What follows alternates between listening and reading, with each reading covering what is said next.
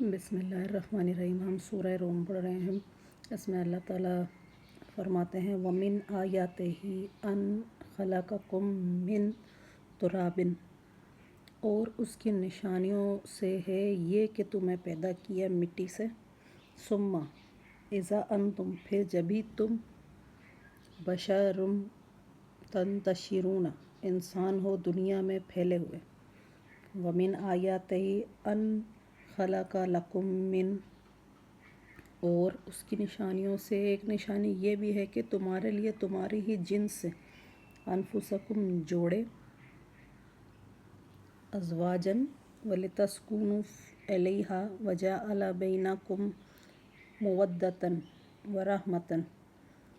اس کی نشانیوں میں سے ایک نشانی یہ ہے کہ تمہارے لیے تمہاری ہی جنس سے جوڑے بنائے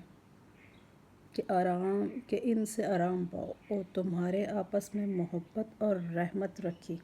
بے شک ان فی ذالک لآیات لقوم یتفکرون، بے شک اس میں نشانیاں ہیں دھیان کرنے والوں کے لیے۔ وَمِنْ آیاتہ، اور اس کی نشانیوں میں سے ایک نشانی یہ بھی ہے خلق